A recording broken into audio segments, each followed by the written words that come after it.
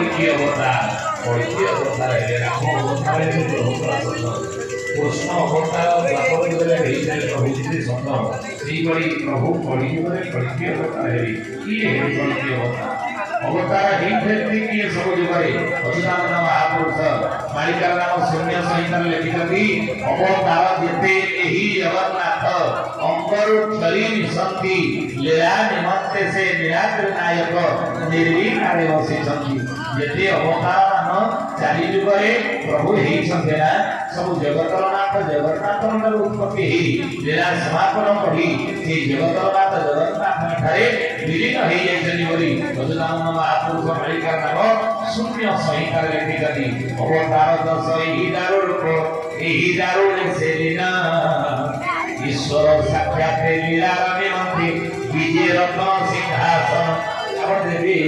जेते मंदिर सब रही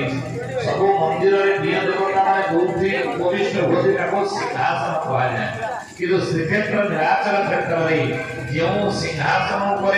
चतुर्था विग्रह विराजमान है अछन ना ताको खाली सिंहासन कह